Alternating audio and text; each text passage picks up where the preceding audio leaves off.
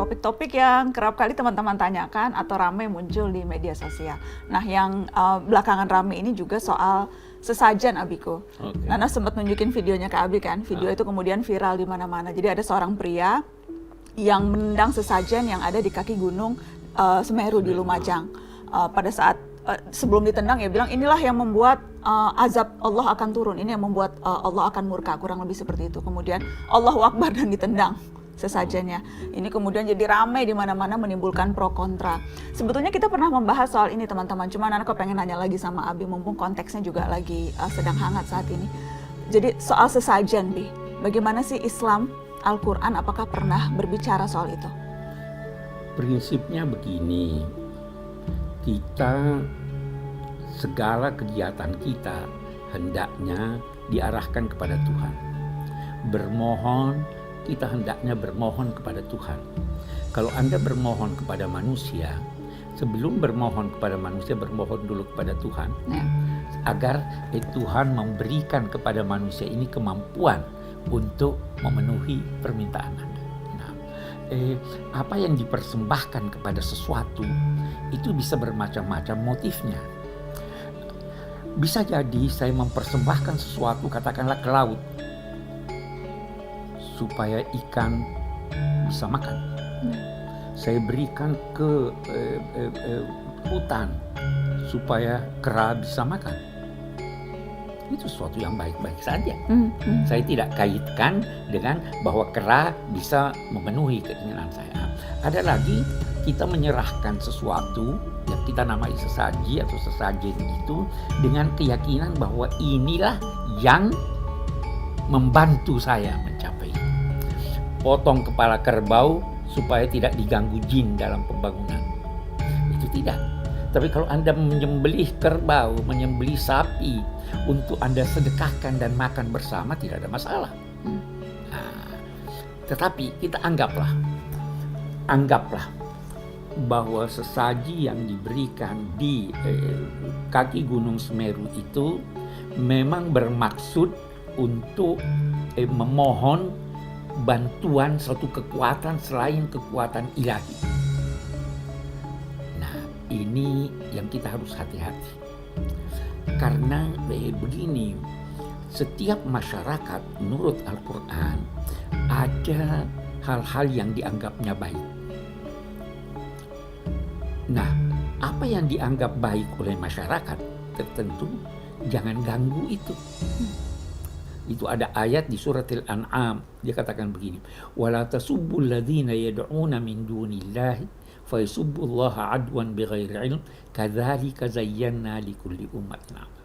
Jangan memaki sembahan-sembahan orang-orang yang menyembah selain Allah.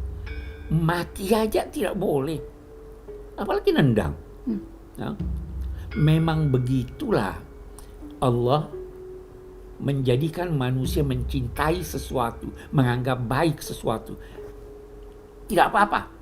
Nanti Tuhan yang akan menentukan di hari kemudian apa pandangan Tuhan, keputusan Tuhan terhadap mereka. Jadi mestinya itu jangan ditendang.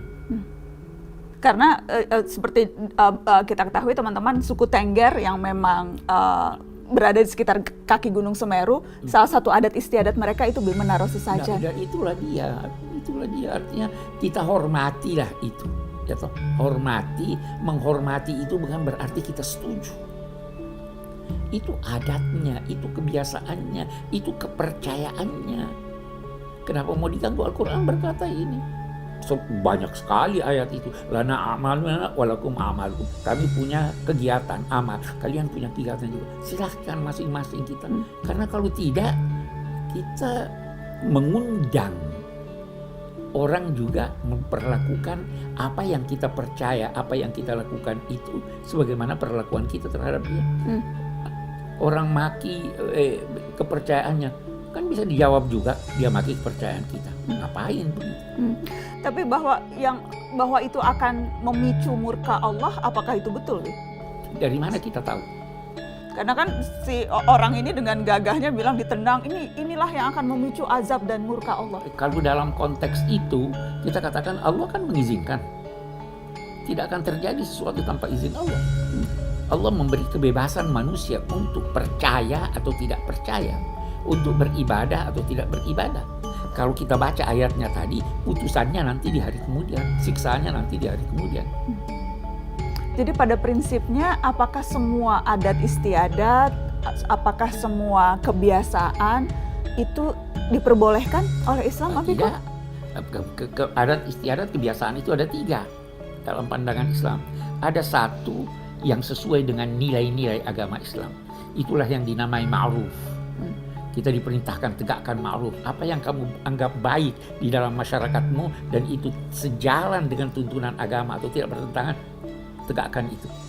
Pakai peci hitam itu menurut Abi itu adat kebiasaan bangsa kita. Itu lebih baik daripada pakai topi.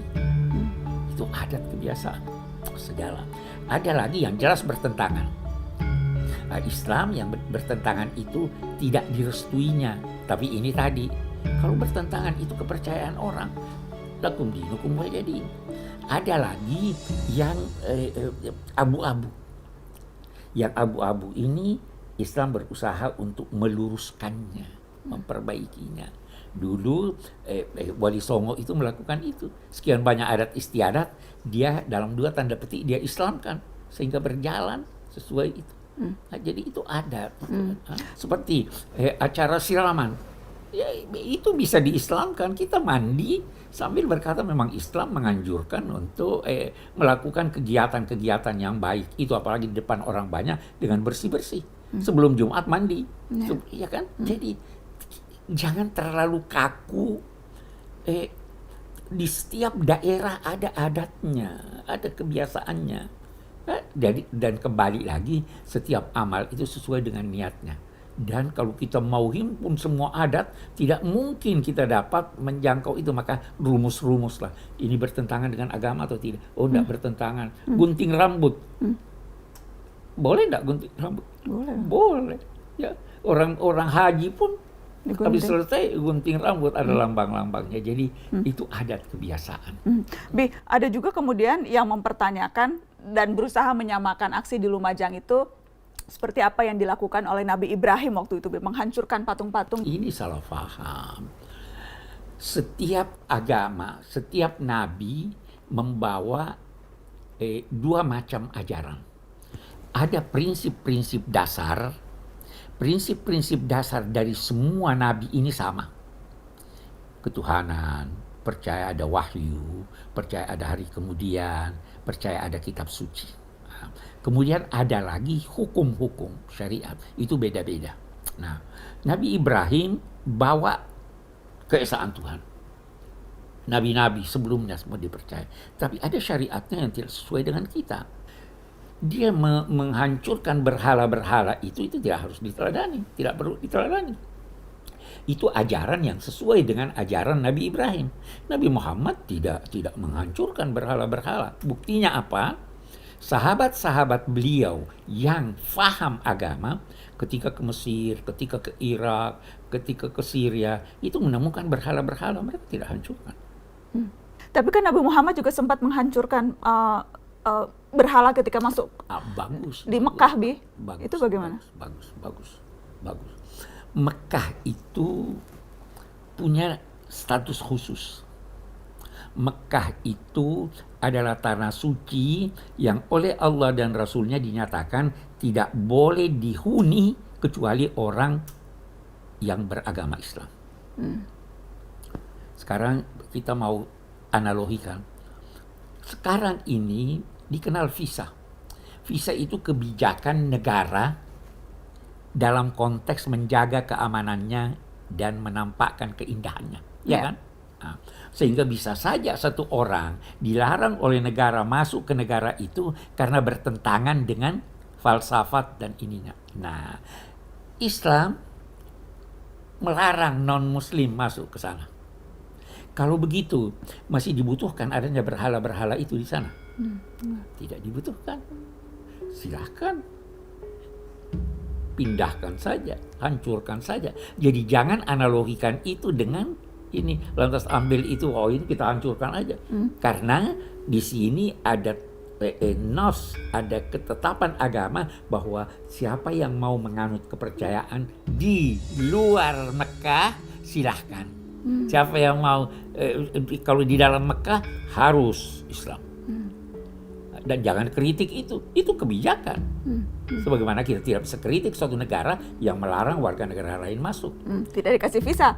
Tidak dikasih visa. Itu wewenang mereka. Wewenang mereka. Jadi dalam konteks Nabi Muhammad ketika itu menghancurkan berhala ketika masuk ke Makkah karena memang status kota Mekah. Status kota Mekah, kota suci. Kota suci. Ya, bukan berarti kemudian konteksnya itu diambil dan dijadikan alasan nendang-nendang sesajen gitu. Betul. Ya, Bi? Negara punya wewenang untuk mengatur. Begitu juga di Mekah. Itu kebijakan yang direstui Allah dan Rasulnya dalam rangka memelihara kesucian Mekah. Ya, jangan pakai itu di sini. Beda konteks. Beda konteks. Okay. Jadi ketika kemudian ditendang dan dibilang tidak sesuai itu sama sekali tidak Islami. Justru itu tidak Islami. Tidak Islami. Islam suruh biarkan aja orang. Kenapa mau larang dia? Dia diberi kebebasan untuk ini. Karena bahayanya bisa berdampak. Kalau nanti dia membalas, dia hancurkan masjid, dia tendang Quran, bagaimana itu? Kan bisa tuh balas tadi. Kalau kita bolehkan ini si A melakukan itu, bolehkan juga si B melakukan lawan. Nah, daripada kita bertengkar, mari kita saling menghormati. Tetapi sekali lagi penghormatan pada sesuatu bukan berarti persetujuan. Penghormatan bukan berarti persetujuan. Oke. Thank you Abiku. Terima kasih teman-teman sudah menyimak Syihab. Assalamualaikum.